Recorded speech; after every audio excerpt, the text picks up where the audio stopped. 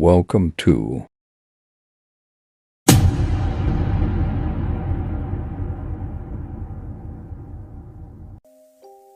Perkenalkan, aku Andin.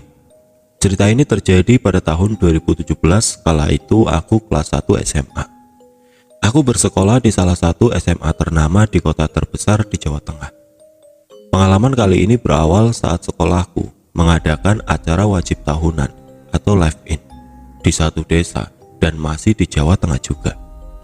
Live-in adalah kegiatan untuk siswa tinggal bersama orang tua asuh beberapa hari, agar siswa merasakan hidup bermasyarakat di pedesaan yang serba terbatas.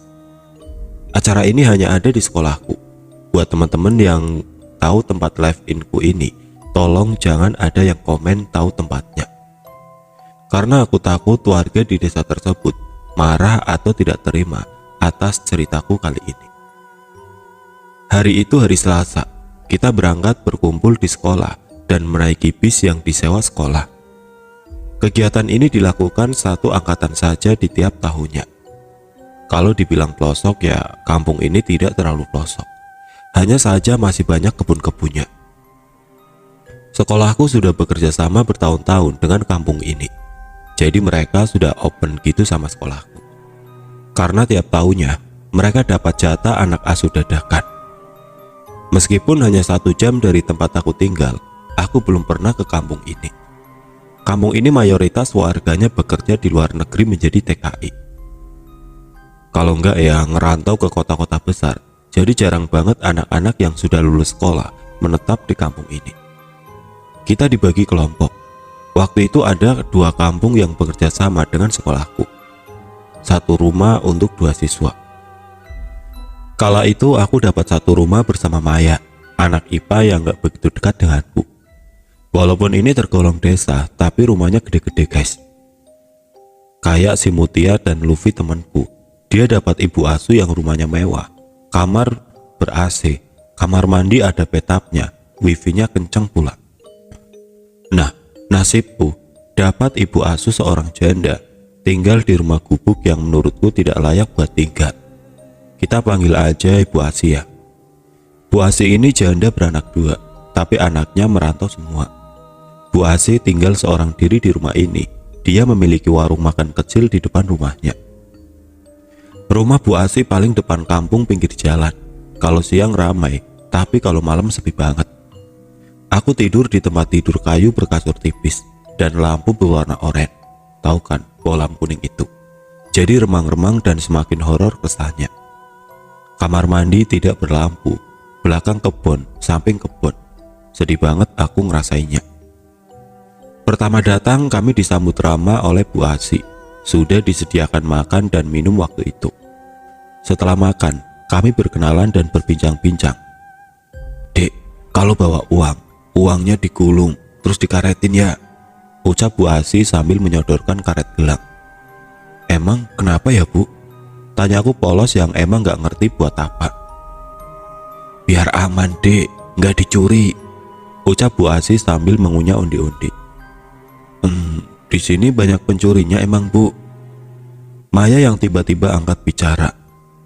"Iya, tapi tidak kasat mata," jawab Bu Asi tenang dan tetap mengunyah undi-undinya.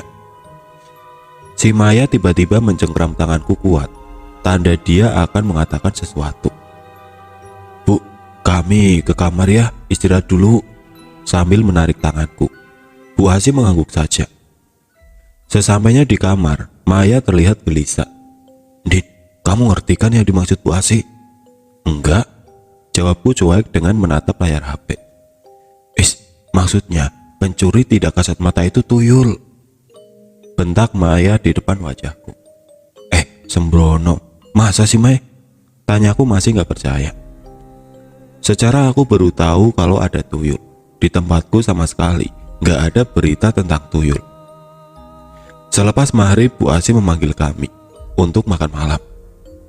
Di sela-sela makan malam, Bu Asi bercerita bahwa di kampung ini hampir seluruh warganya memiliki peliharaan. Peliharaan yang dimaksud di sini ya kayak tuyul, gendruwo, pocong, bahkan ada yang berwujud macan putih. Hanya beberapa orang yang tidak pakai pesugihan itu. termasuk Bu Asih. Meskipun warga sini rajin sholat, masih banyak yang musyrik, Dek, ucap Bu Asih sambil memainkan sendoknya. Aku dan Maya hanya diam penasaran mendengarkan cerita Bu Asih. Ada yang sadis, demi kedudukannya rela mengorbankan istri untuk tumbal. Tapi kali ini nada Bu Asih sedikit pelan.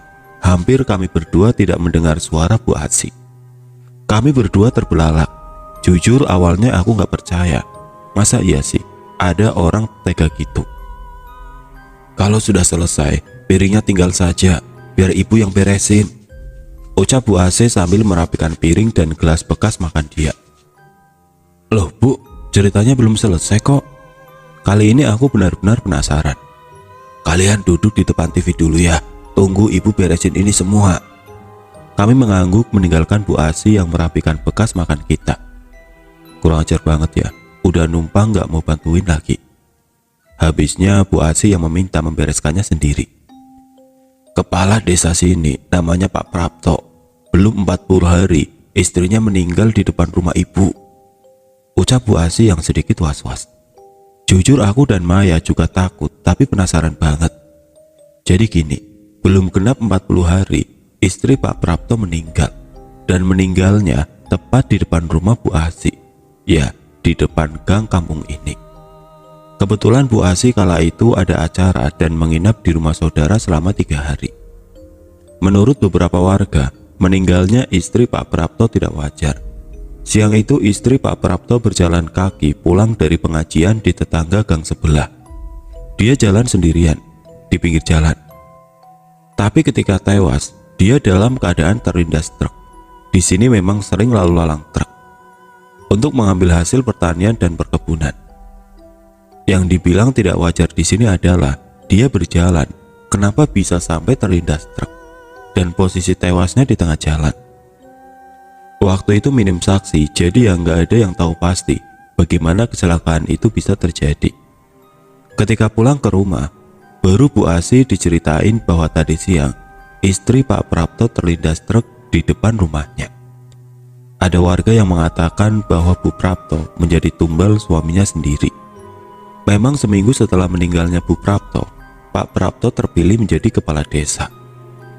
Padahal banyak warga yang tidak menyukai Pak Prapto. Entah mengapa dia bisa terpilih. Setelah meninggalnya istri Pak Prapto, malam harinya Bu Asih tidak bisa tidur. Gak ngerti apa yang membuat Bu Asih gak bisa tidur. Tiba-tiba Bu Asih mendengar orang mengetuk pintu. Mbak Asih. Bu Asih masih mencerna suara itu. Sepertinya tidak asing dengan suara itu. Bu Asih bergegas akan membuka pintu. Ketika Bu Asih buka pintu, ia tidak menemukan siapapun di luar. Baru beberapa langkah, pintu terdengar diketuk lagi. Dan ada suara lirih dari luar. Mbak Asih, tolongi aku. Bu Asih terkejut mendengar suara lirih perempuan itu. Terdengar seperti Bu Prapto. Bu Asih yang takut tapi penasaran, akhirnya memutuskan untuk melihat dari tirai jendela. Dan benar saja dia mendapati Bu Prapto dalam keadaan muka hancur dan berdarah-darah. Bu Asih yang mendapati hal seperti itu sudah tidak heran. Karena kecelakaan tidak wajar seperti itu di depan rumahnya sudah sering terjadi. Seperti anak yang sedang berjalan di pinggir jalan, tiba-tiba meninggal dalam keadaan kaki putus. Ya, putus-tus kata Bu Asih. Padahal Bu Asih tidak melihat ada truk yang lewat atau suara benturan kecelakaan. Pernah juga kala itu siang hari, ada warga yang berteriak minta tolong bahwa ada orang meninggal di depan warung. Orang tersebut tidak sakit atau kecelakaan, tiba-tiba meninggal. Namun baunya sudah busuk sekali, seperti sudah meninggal 3 minggu. Dengan hal-hal semacam itu sudah tidak asing lagi untuk Bu Asih. Tiap warga punya peliharaannya masing-masing. Kalau sudah meminta makanan, ya harus dituruti. Mau dimakan atau mau mencarikan makanan. Lanjut cerita dari sudut pandang Andin. Malam itu aku dan Maya habiskan untuk mendengarkan cerita kampung ini dari Bu Asih. Dek, udah malam, kalian tidur Gi. Kalau bisa, usahain harus tidur cepet ya. Terus kalau ada suara apapun, tolong jangan keluar kamar. Perintah Bu Asi yang membuat aku dan Maya ketakutan. Aku dan Maya takut dengan apa yang dibilang Bu Asi tentang suara-suara. Mataku masih terbuka lebar malam itu. Kulihat Maya sudah memejamkan mata, tapi seperti belum tidur pulas. Hingga pukul 1 malam, aku masih asik menatap layar HP-ku, hingga sesuatu menggangguku. Suara seseorang merintih seperti kesakitan.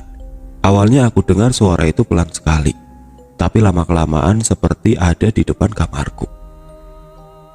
Bu Asi, ada apa? Ucapku lirih. Aku beranjak dan akan melihat apa yang terjadi di depan kamar ini. Tiba-tiba, Maya menarik tanganku dan berkata lirih, "Jangan." Hampir copot jantungku. "Itu Bu Asi nangis," ucapku ke Maya. "Shh, itu bukan Bu Asi deh kayaknya," ucap Maya dengan jari telunjuk di bibir. Tidak kuhiraukan ucapan Maya. Aku berjalan pelan mendekati pintu. Kulihat Maya memeluk guling dan mundur ke tembok. Krek. Pintu kamar terbuka perlahan. Pada malam pertama ini, sungguh tidak bisa aku lupakan seumur hidupku. Harusnya aku menurut saja ucapan Maya. Kulihat seseorang berjongkok dengan muka tertutup tangan. Perlahan aku berjalan dan kupanggil Bu Asi. Perlahan-lahan orang yang aku kira Bu Asi itu mengangkat wajahnya. Betapa terkejutnya, wajah keriput hitam legam dengan seringai senyumannya, gigi hitam dan mata merah. Tangannya menjulur akan menarik kakiku, tapi dengan secepat kilat aku langsung berlari memasuki kamar. Kubanting pintu, wajahku pucat dan ketakutan banget. Dari luar pintu kamar, wujud tadi menggedor-gedor di pintu. Brok, brok, brok. Kulari ke atas kasur di sebelah Maya. Maya malah nangis. Aku yang ketakutan banget juga ikut nangis. Tiba-tiba pintu kamar seperti berusaha dibuka. Aku dan Maya semakin ketakutan. Pintu kamar pun terbuka. Ya Allah, hampir copot jantungku. Ternyata Bu Asi. "Ada apa, Dek? Kok kalian nangis?" ucap Bu Asi khawatir. Kita berdua tetap nangis. Sudah, kalian tenang dulu saja. Sudah Ibu usir. Itu peliharaan warga sini." "Kurang ajar, siapa yang berani kirim peliharaan ke sini?" ucap Bu Asi geram. "Bu, saya mau pulang," ucap Maya sambil terus menangis. Kulihat wajah Bu Asi seperti bingung. Aku pun kasihan ke Bu Asi. Aku tahu yang dia rasain. Dia pasti takut kalau disalahin orang tua kita. Aku juga tahu ini semua bukan kesalahan Bu Asi. "Udah Mai, di sini cuma 4 hari kok. Sabar dulu ya," ucapku menenangkan Maya. "Ini hari pertama loh, Din. Jadi apa kalau kita berlama-lama di sini?" bentak Maya dengan tetap menangis. "Udah Mai, kita istirahat yuk. Udah aman kok."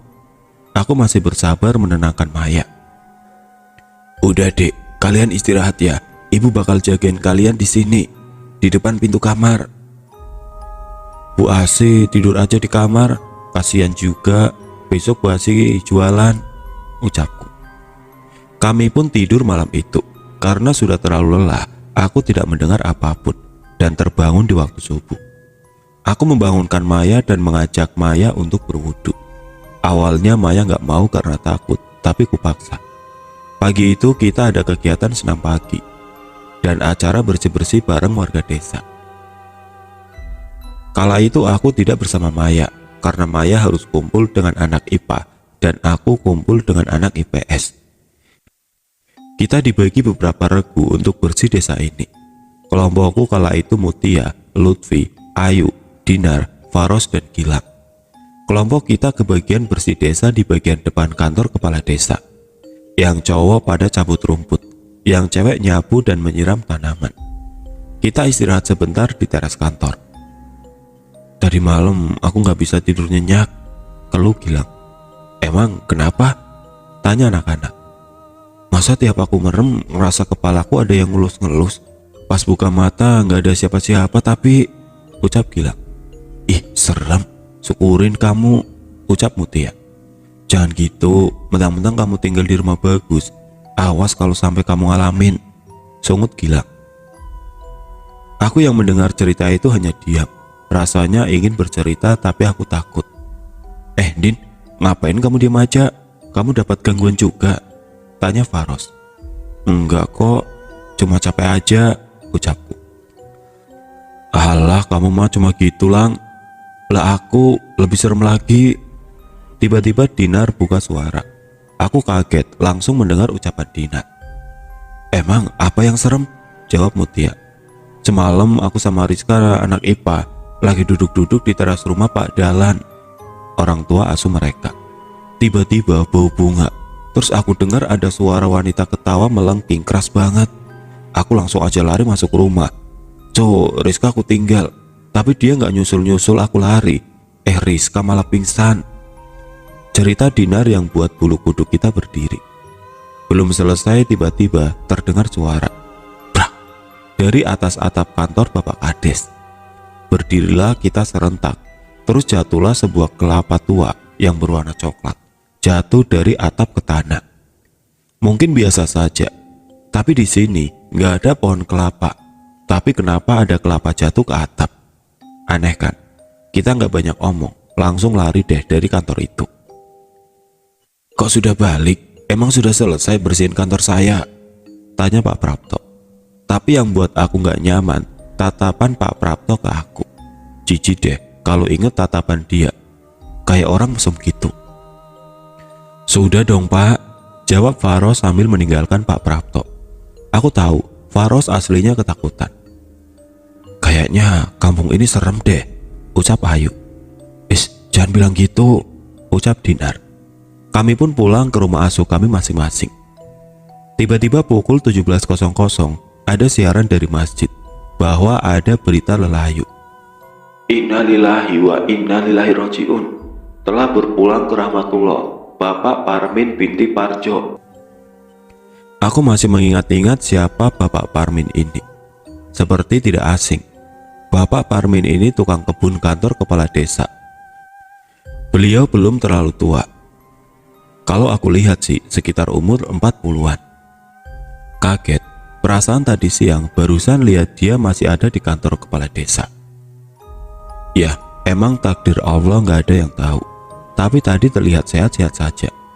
Mai, padahal tadi aku masih ketemu beliau loh. Dan beliau sehat. Ucapku ke Maya yang sedang bermain HP di kamar. Masa sih? Aku malah nggak tahu orangnya yang mana. Ucap Maya. Dek, tiba-tiba Bu Asi memanggil kami. Iya Bu, kami berdua pun keluar menghampiri Bu Asi. Dek, ibu mau melayat, tetangga ada yang meninggal. Nanti kalau makan, itu sudah ada makanan di meja. Seperti biasa, aku dan Maya sholat maghrib berdua. Setelah sholat maghrib berdua, kulihat Bu Asi belum datang. Mai, mau makan sekarang apa nunggu Bu Asi? Tanyaku. Ntar aja Dendin, aku mau ke rumah asuh temanku ya. Tapi ntar balik kok, ucap Maya sambil menyisir rambut. Matilah aku, bakal di sini sendiri. Tapi aku tetap bersikap tenang, sok pemberani. Ya udah, jangan malam-malam tapi ntar Bu Asi khawatir. Pesanku ke Maya yang mulai meninggalkan rumah. Bismillah aja deh, aku beraniin di rumah sendiri. Biar nggak suntuk, aku pun menyalakan TV. Sambil aku mainkan HP. Jadi TV-nya cuma buat rame-rame aja, biar nggak sunyi. Aku dari awal udah bilang ya, kalau rumah Bu Asi ini di pinggir jalan. Jadi kalau siang itu lumayan rame, tapi kalau malam sepi banget. Adzan Isya berkumandang. Aku mau sholat, tapi nggak berani wudhu sendirian. Padahal kamar mandi di dalam rumah, tapi buat beranjak dari TV, aku nggak berani guys. Akhirnya mohon maaf aku tunda sholat. Apalah daya iman dan ketakutan, lebih besar ketakutanku. Tiba-tiba ada seorang mengetuk pintu. Langsung aku beranjak bergegas membuka pintu. Ketika aku buka, nggak ada siapa-siapa dong. Sial banget, udah dikerjain aja. Langsung cepet-cepet aku banting pintu. Tapi baru beberapa langkah pintu sudah diketuk lagi. Namun kali ini, Assalamualaikum. Ada suara salam. Suara seorang pria yang tidak asing suaranya. Suara Pak Prapto. Untuk apa beliau ke sini? Bukankah warganya ada yang sedang berduka? Ada apa dia ke sini? Buru-buru aku buka pintu lagi. Yang buat aku terkejut adalah suara siapa itu tadi. Nggak ada orang lagi. Brak. Ku banting pintu lebih keras. Langsung lari deh ke tempat TV lagi. Kulihat jam pukul 19.47. Tapi Maya dan Bu Asi belum pulang. Aku keraskan TV dan tiba-tiba pintu terbuka. Asli, aku gak berani nengok, tapi tetap aku paksakan. Dan yang masuk ternyata Bu Asi. Alhamdulillah aku lega. Bu Asi menutup pintu dan langsung jalan ke arah kamar beliau. Kok Bu Asi diam aja ya? Kenapa gak nyapa aku dan mencari Maya? Kudiamkan saja, setidaknya aku bersyukur beliau sudah pulang. Selang beberapa menit, aku mendengar sesekukan suara tangis Bu Asi. Ada apa dengan Bu Asi? Sungguh ku dengar tangisan beliau seperti tangisan kesedihan yang mendalam. Apa mungkin Bu Asi menangis atas meninggalnya Pak Parmin? Aku pun ikut merasa berduka. Kasihan Bu Asi. Ingin aku samperin beliau, namun aku urungkan niatku. Merasa tidak sopan aja gitu. Aku pelankan TV dan mendengarkan tangisan Bu Asi. Sungguh aku merasa iba. Tiba-tiba HP ku bergetar pesan WA dari Maya. Cuy, aku pulang jam 10 ya ntar. Oke, Bu Asi udah pulang kok, tapi beliau menangis. Sampai di situ Maya tidak menjawab pesanku. Tiba-tiba HP ku berdering panggilan WA dari Maya. Loh, Bu Asi emang udah pulang, Din? Udah tuh Mai, tapi beliau lagi sedih banget. Pulang-pulang langsung nangis.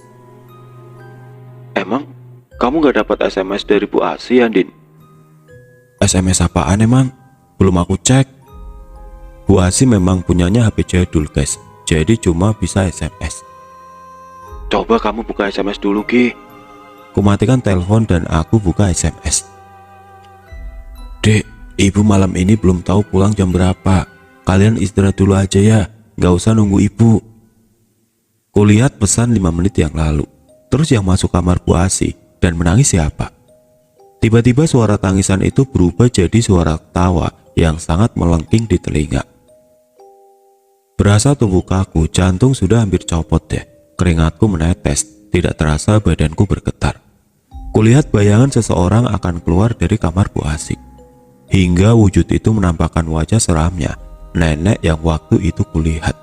Wajah hitam legam, gigi hitam bermata merah, tersenyum ke arahku. Dan saat itu aku tidak ingat apa-apa lagi. Kurasa badanku panas sekali dan aku coba membuka mata, namun di sekitarku sudah ada Bu Asi, Maya, Pak Ilham, dan beberapa temanku lainnya. Aku terkejut, apa yang sedang terjadi? Ku coba mengangkat tubuhku yang begitu lemas. Jangan bangun dulu dek, tiduran saja, ucap Bu Asi mencegahku untuk bangun. Ada apa ini Mai? Kok badanku lemes banget? Ucapku sambil melihat Maya yang menangis. Maya hanya diam dan tetap menangis. Ku ingat-ingat apa yang terjadi. Ya, aku melihat wujud seorang nenek yang menyeramkan. Karena adik Andin sudah bangun, sekarang kita semua pulang ke tempat masing-masing. Biar Bu Asi dan Maya yang menemani Dek Andin, ujar Pak Ilham. Pak Ilham ini ustadz di kampung ini. Pak, saya ikut teman-teman aja, tangis Maya sambil memegang tangan Pak Ilham. Sebagai teman yang baik, sebaiknya kamu menemani Dek Andin di sini ya. Toh sudah ada Bu Asi, ucap lembut Pak Ilham sambil tersenyum menenangkan Maya. Baru 2 hari di sini, tapi sudah menyiksa. Aku telepon papaku aja biar dijemput. Tangisan Maya semakin menjadi-jadi. Kutarik tangan Maya yang memegang HP akan segera menelpon papanya. Mai, kamu jangan egois, bentakku. Maya malah menatapku geram. Mai, kamu harus mikirin kita semua, Bu Asi, sekolah kita. Dengan tindakan kamu seperti itu, yang ada malah jadi kasus yang sangat merugikan untuk warga dan sekolah kita. Sedikit kesal aku kala itu. Kulihat Bu Asi meneteskan air mata. Memang cuma mereka yang dirugikan. Kalau aku mati jadi tumbal orang sini gimana? Kamu mau mati konyol karena jadi tumbal? Maya semakin memanas. Dari awal aku di sini, aku udah yakin kampung ini kampung tumbal. Semua warganya saling menumbalkan keluarga atau saudaranya. Dan asal kamu tahu, anak Bu Asi itu bukannya merantau, tapi meninggal karena jadi tumbal. teriak Maya. Kulihat Bu Asi langsung menatap Maya dengan penuh kemarahan. Kamu jangan sok tahu dan asal bicara ya. Api amarah membakar wajah Bu Asi. Saya sudah tahu semuanya. Kedua anak ibu meninggal karena jadi tumbal bapaknya sendiri, dan suami ibu meninggal karena tidak bisa memberikan tumbal. Aku tidak percaya dengan apa yang aku dengar barusan. Prak! Bu Asi menampar Maya. Tolong kamu pergi dari rumah ini dan jangan pernah tinggal di sini lagi. Saya tidak sudi mengasuh kamu. Bu Asi yang semakin murka mendorong Maya untuk keluar dari rumah. Pak Ilham menarik Bu Asi dan menenangkannya. Anak-anak yang lain membantu Maya berkemas untuk pergi dari rumah Bu Asi. Saya jijik melihat tingkah Anda yang seolah-olah tidak berdosa. Pasti sebenarnya yang punya pesugihan tumbal itu Bu Asi kan? Olok Maya ke Bu Asi. Terus saja fitnah aku. Jangan salahkan aku kalau ada apa-apa yang terjadi sama kamu. Ancaman Bu Asi buat aku ngeri. Semua yang terjadi di hadapanku seperti mimpi. Kepalaku semakin pusing sekali. Aku pun tertidur malam itu tanpa tahu apa yang terjadi lagi. Keesokan harinya ketika aku buka mata, Bu Asi tertidur dengan keadaan duduk di sampingku. Bu Asi, Bu. Ku goyang-goyangkan badannya. Dek Andin sudah bangun, ucap Bu Asi. Kulihat Bu Asi sudah menjadi Ibu Asi yang sepertinya, bukan Bu Asi yang menyeramkan seperti semalam. Dek, maafin ibu ya. Bu Asi kembali meneteskan air mata. Maaf kenapa Bu? Sambil kuusap bahunya untuk menenangkannya. Masalah kejadian semalam. Kini tangisan beliau semakin mendalam. Sudah, saya nggak apa-apa kok Bu, ucapku iba melihat Bu Asi seperti itu. Dek, sebenarnya apa yang dikatakan Dek Maya itu benar, ucap Bu Asi sambil menatapku. Dek, benar gimana maksudnya nih, batinku. Maksudnya Bu, anak-anak saya sebenarnya bukan merantau, tapi mereka sudah meninggal dijadikan tumbal suami saya. Jantungku semakin berdegup kencang, sumpah. Ngeri juga takut dong aku. Saking takutnya aku sadar memundurkan diri ke tembok. Bu Asi berdiri dan menghapus air matanya dan tersenyum.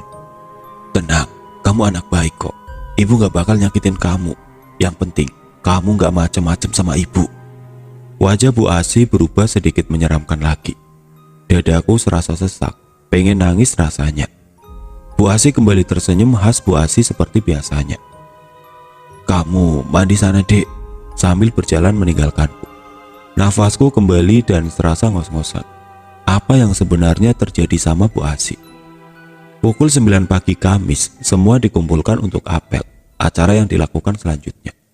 Aku cari-cari Maya, tapi aku tidak ketemukan dia. Aku bertemu Ines, anak IPA yang sekelas dengan Maya. Ines, Maya di mana? Tanya aku sambil mendekat ke arahnya. Din, udah sembuh. Kamu gak tahu ya, Maya kemarin kesurupan dan demam, jadi dibawa pulang deh ke rumah. Senyum Ines. Ah, ini seriusan? Tanyaku tidak percaya. Ines mengangguk dan berpamitan denganku untuk kembali ke barisan anak IPA. Aku hampir jatuh karena terkejut dengan apa yang terjadi. Apakah sebenarnya Bu Asi orang jahat? Tidak bisa aku percaya. Saat ini aku harus berhati-hati dengannya. Hari ini hari Kamis, hari ketiga kami di kampung ini. Begitu banyak pertanyaan yang ditunjukkan padaku oleh teman-teman. Namun kali ini aku tidak mau banyak bicara. Aku malas untuk bercerita, atau lebih tepatnya, aku takut sama Bu Asi. Kalau dia tahu aku cerita-cerita, terus dia marah gimana? Sial, malam Jumat aku harus tinggal berdua sama Bu Asi yang baru ku ketahui. Ternyata dia lebih menakutkan daripada Pak Prapto. Malam ini aku putuskan untuk menginap di rumah Mutia dan Lutfi karena enak, adem, wifi lancar. Setelah kegiatan, aku berjalan bersama Mutia dan Lutfi. Mereka bercandaan gitu kan. Aku hanya diam. Gak tahu kenapa aku ngerasa gak nyaman dan resah banget. Aku takut kalau aku korban tumbal Bu Asi. Aku takut Maya kenapa-napa. Kulihat jam sudah menunjukkan pukul 5 sore. Kita sampai di rumah asuh Mutia. Aku bergegas mandi dan memakai baju seadanya punya Lutfi. karena baju kita seukuran. Oh ya, rumah Bu Asi dan rumah Asu Mutia ini agak jauh ya. Bu Asi kampung 1, ini kampung 2. Kalau dari rumah Bu Asi ke kampung ini harus melewati kebun-kebun yang lumayan agak rimbun dan serem. Gak ada penerangan. Adzan maghrib telah tiba. Aku, Mutia, dan Lufin menunaikan sholat maghrib berjamaah di kamar. HP-ku berbunyi beberapa kali, menandakan ada panggilan telepon. Tapi tidak aku hiraukan, aku melanjutkan membaca Al-Quran. Sambil menunggu adzan Isya, tidak terasa 2 juz telah aku baca, hingga adzan Isya berkumandang. Aku melanjutkan sholat Isya, dan aku kembali tadarus untuk menyelesaikan 3 juz. Kira-kira pukul 19.30, aku telah selesai. Kulihat-lihat HP, ada beberapa panggilan dari Bu Asi dan teman yang berada satu kampung bersamaku. Bu Asi mengirimkan pesan. "Dek, di mana? Ibu khawatir." Khawatir, batinku. Khawatir korban tumbalnya lari. Aku memutuskan untuk tidur karena lelah sekali. Aku sama sekali tidak memikirkan Bu Asi. Aku sudah benci dengan dia. Baru aku pejamkan mata, aku dibangunkan Mutia. Dia memberitahuku bahwa Bu Asi, Pak Ilham, beserta 2 guru mencariku sampai sini. Aku nangis kala itu dan tidak mau kembali ke rumah itu. Aku takut. Tapi Bu Asi memelukku dengan wajah sedih seperti seorang ibu yang kehilangan anaknya. Aku makin jijik lihat wajah dia. Toh dia yang mengorbankan kedua anaknya. Dia terus memohon dan menangis agar aku pulang. Entah kenapa malam itu aku luluh mau pulang ke rumah Bu Asi. Toh yang menumbalkan anaknya suaminya, pikirku. Sesampainya di rumah Bu Asi, sudah disediakan makanan. Aku pun makan malam berdua bersama Bu Asi. Walaupun aku sudah mau ke sini, perasaan takut itu masih menghantuiku. "Dek, nanti tidurnya ibu temenin ya, biar di Andin gak takut." Bu Asi membuka percakapan. Aku membalasnya hanya dengan senyuman, seperti biasa yang membereskan semuanya Bu Asi. Aku langsung masuk kamar, karena aku benar-benar capek banget dan badanku sakit semua. Tidak terasa aku sudah tidur pulas dan aku pun bermimpi. Di dalam mimpiku aku bertemu nenek yang menyeramkan kemarin. Dia tertawa-tawa melihat wajahku. Badanku berkeringat dan aku berusaha lari, namun dia ada di mana-mana. Dan suara tertawanya yang khas membuat telingaku ingin pecah. Aku pun berteriak hingga terbangun. Dan Bu Asi sudah ada di sampingku. Dia memelukku, badanku panas dan berkeringat banyak. "Siapa yang berani mengirimkan itu ke sini? Awas saja," gumam Bu Asi seperti waktu itu. Aku salah menilai Bu Asi, ternyata beliau benar-benar mengkhawatirkanku. Bu Asi mengompres keningku dan menemani malamku. Hingga pagi subuh aku terbangun. Badanku sudah enakan kala itu. Aku mengambil air wudhu dan sholat subuh. Hari ini hari terakhir aku di sini. Tidak ada kegiatan. Hari terakhir ini aku habiskan dengan menonton TV dan bermain HP. Tiba-tiba aku dapat pesan dari Maya. "Malam ini puncaknya pertunjukanmu di situ. Awas, Bu Asi mengawasimu terus. Kamu harus berhati-hati." "Kamu ngomong apa sih, Mai? Aku gak ngerti deh." Kutunggu hingga setengah jam Maya tidak membalas. Bu Asi di warung depan sedang berjualan. Tiba-tiba aku dengar ada orang meminta tolong. Aku pun berlari keluar. Betapa terkejutnya, ada seorang terjatuh dari motor di depan rumah Bu Asi. Dengan keadaan badan hancur. Aneh bukan? Aku tidak mengenali orang tersebut, namun yang aku tahu dia perempuan. Namun ku dengar orang-orang menyebut nama Mbak Tuti. Aku ingin muntah dan pingsan kala itu karena melihat kecelakaan tragis seperti itu. Bu Asi mengajakku untuk masuk rumah. "Bu, Tuti itu siapa?" tanyaku. "Itu sekretarisnya Kades si Pak Prapto. Kemarin istrinya, terus Joko pegawai kantor desa, Pak Parmin tukang kebun kantor Kades, sekarang Mbak Tuti sekretaris dia. Memang kejam si Prapto." Bu Asi geram. Aku diam mendengarkan cerita Bu Asi. "Dari tadi aku di warung gak dengar ada suara tabrakan. Tapi kok aneh sih, Tuti itu bisa hancur badannya," ucap Bu Asi. Aku mual mengingatnya. "Sekarang ini kamu yang diincar sama Prapto, Dek. Aku yakin itu. Beberapa kali kiriman dia menyerangmu, ucap Bu Asi sambil menatapku tajam. Lemes langsung badanku. Apa salahku sampai mau dijadikan tumbal? Sumpah, aku geram banget sama Pak Prapto. Pengen aku bunuh duluan dia. Terus saya harus gimana, Bu? Saya takut, rengekku. Tenang saja, nanti kamu saya yang bantu, jawab Bu Asi penuh percaya diri. Aku jadi merasa bersalah dengan kebencian dan tuduhan buruk ke Bu Asi. Bu Asi tulus banget ternyata. Sore itu Bu Asi menyiapkan sajen-sajenan di meja makan dan ada darah ayam. Dek, ibu harus minta darahmu buat mengusir peliharaan Pak Prapto, ucap Bu Asi. Terus caranya gimana, Bu? Sobek sedikit pakai pisau ya. Sedikit kok, yang penting darah kamu keluar, ucap Bu Asi. Aku pun mengikuti perintah Bu Asi. Bu Asi menyalakan dupa atau menyan. Aku harus duduk di meja itu di depan sesajen. Di depanku menyala menyan dan darahku dan ayam.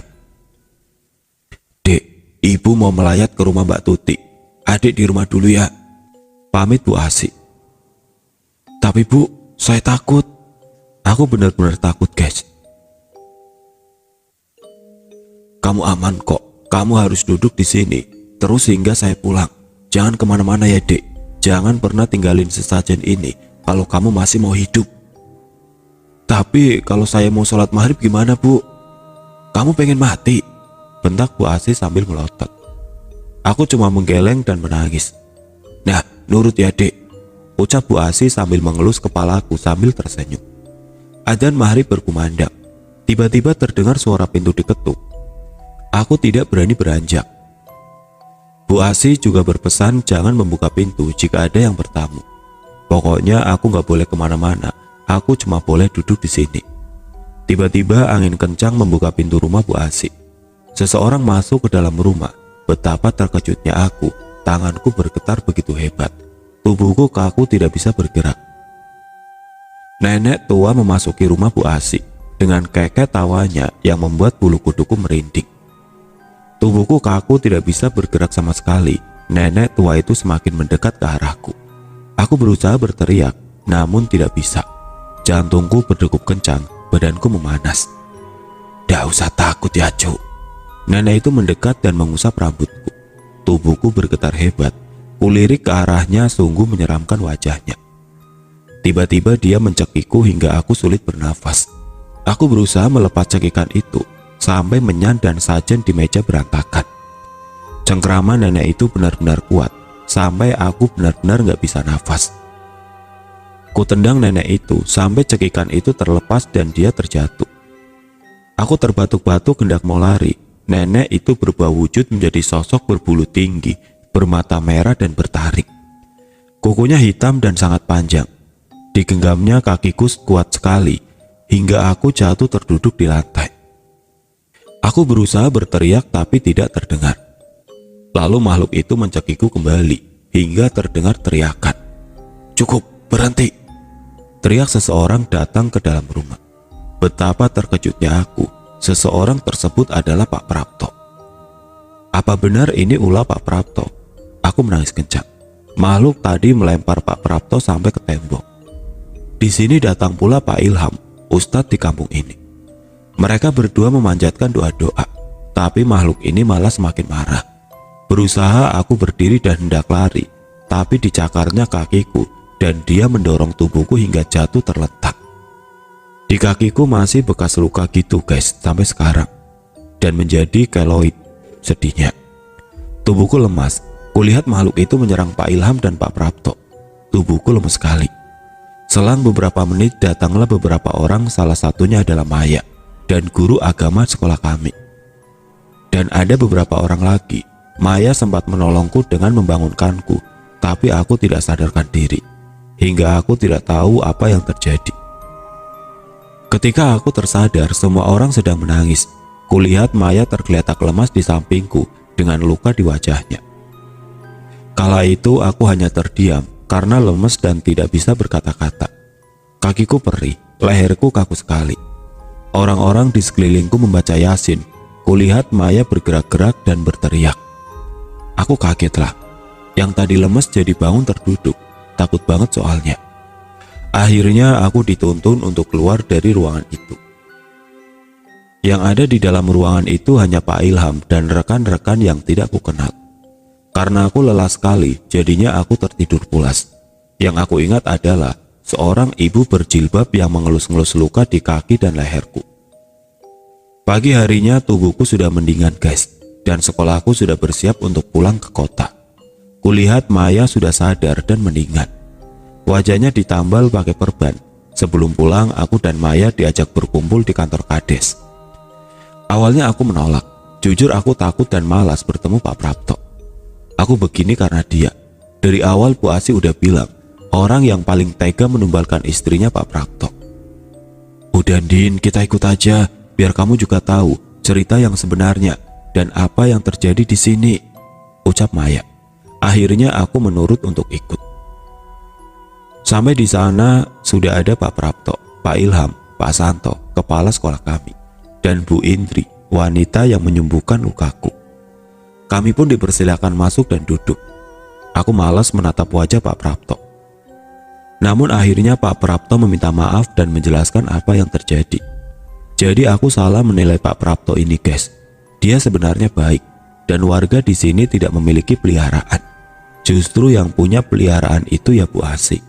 Wanita tua yang menerorku itu peliharaan dia. Dan ternyata rumah yang aku tinggali itu bukan rumah asli Bu Asi. Bu Asi ini memiliki 4 sawah, peternakan sapi, pertanian bakau dan lain-lain. Jadi awalnya Bu Asi ini kerja menjadi TKI. Suaminya seorang kades, namun ketika pulang ke kampung, dia membawa 2 anak. Hasil hubungan gelapnya di luar negeri. Karena dia tidak diizinkan suaminya untuk menjadi TKI lagi, hidupnya sangat krisis, hingga ia berpikir buat memiliki pesugihan dan peliharaan. Rumah yang aku tempati ini rumah peliharaan Bu Asi. Makanya banyak warga yang meninggal tidak wajar di depan rumah Bu Asi. Dan orang yang meninggal itu meneror Bu Asi. Sebenarnya dari awal yang diincar peliharaan Bu Asi itu Maya. Tapi karena ternyata si Maya ini punya penjaga dan memiliki kelebihan, jadinya akulah yang terkena imbasnya. Si Maya geger ingin pulang ya karena dia tahu bakal jadi korban tumbal Bu Asi. Sekarang Bu Asi sedang buron alias dalam pencarian. Warga dan Pak Prapto pun tidak menyangka orang yang menghabisi istrinya adalah Bu Asi. Bahkan anak dan suami Bu Asi juga menjadi korban tumbalnya. Sebenarnya aku udah gak kuat guys. Pengen nuntut Bu Asi, tapi ya gimana? Aku lebih baik segera pergi dan tidak mau berurusan dengan Bu Asi. Kalau soal tuyul itu memang banyak yang pelihara tuyul, tapi bukan dari kampung ini, tapi dari kampung lain. Cuma tuyulnya larinya ke kampung ini. Setelah kita semua pulang dari sana, aku diruqyah sampai beberapa bulan baru sembuh. Dan yang serem, Bu Asi masih sering SMS aku. Karena aku takut dan masih trauma, jadi aku memutuskan untuk ganti nomor HP. Dan dengar-dengar dari adik kelasku yang live in di tahun berikutnya, depan gang kampung sudah bukan rumah, tapi masjid. Dan tidak ada lagi orang tua asuh yang bernama Asih. Begitu sekiranya ceritaku kali ini. Sekarang yang masih tersisa bekas luka di kaki sama di leher, masih kayak garis-garis gitu. Namun aku sangat bersyukur masih bisa hidup. Dan Maya setelah itu pindah sekolah, rumah, dan kota. Aku sudah tidak pernah kontak lagi dengan Maya. Aku dengar dia melanjutkan di luar negeri. Dan untuk Ibu Asi, aku nggak tahu kabarnya guys. Pokoknya setelah dari situ, cuma dapat beberapa SMS dari Bu Asi. Terus aku ganti nomor. Oh iya, chat dari Bu Asi. Yang pertama, adik di mana? Ibu kangen. Yang kedua, dia hanya tertawa. Pesan pertama dengan yang kedua ini terpaut 2 hari ya. Kalau nggak salah hari Rabu pesan pertama, terus Jumatnya pesan kedua. Udah, karena aku takut, langsung ganti nomor.